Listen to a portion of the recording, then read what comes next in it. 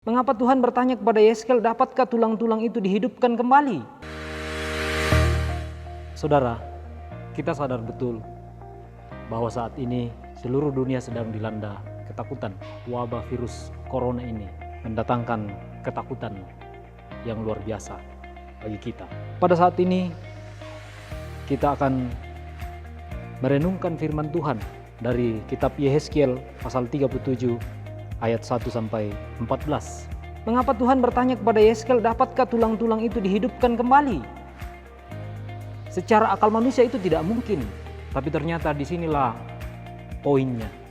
Disinilah kita bisa belajar bahwa sebenarnya Tuhan hendak mengajak Yehezkiel dan juga mengajak kita sekalian untuk memiliki beberapa kesadaran. Kesadaran yang pertama adalah bahwa Tuhan tidak ingin kita bertindak gegabah, bertindak ceroboh, termasuk dalam hal pengucapan. Tapi kita lihat bagaimana Yehezkiel menjawab pertanyaan Tuhan. Dia katakan, ya Tuhan Allah, Engkaulah yang mengetahui. Karena memang pertanyaan ini sebenarnya justru digunakan Tuhan untuk mengajak Yehezkiel memiliki kesadaran bahwa untuk peristiwa yang sedang dilihat oleh Yehezkiel, dan juga tentu bisa kita katakan untuk peristiwa, untuk kondisi yang sedang kita alami, pertanyaan Tuhan ini mau mengajak kita semua untuk menyadari bahwa Tuhan sedang ada bersama kita. Bahwa Tuhan mengetahui persis masalah ini. Tuhan mau supaya kita menyadari bahwa memang Dialah pelaku utama untuk menghadirkan pemulihan itu. Dialah yang akan melakukan sesuatu.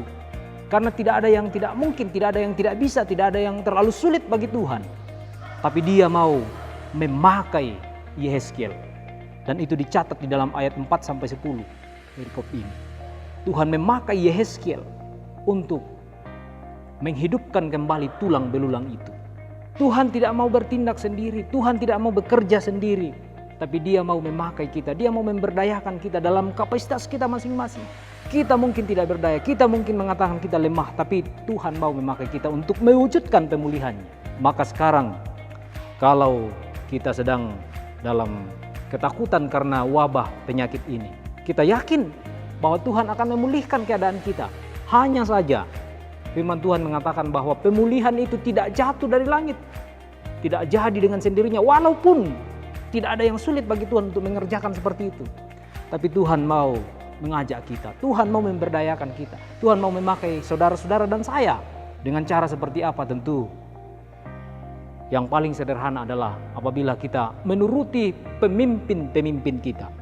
Tuhan bisa memakai pemimpin-pemimpin kita, dan dengan demikian juga Tuhan mau memakai kita semua dalam kapasitas kita masing-masing untuk mewujudkan pemulihan dari Tuhan. Karena memang Tuhan mau memulihkan kita dari lembah kehancuran, dan Dia mau mengajak kita. Maka lakukanlah bagian kita, dan selebihnya Tuhan melakukan bagiannya.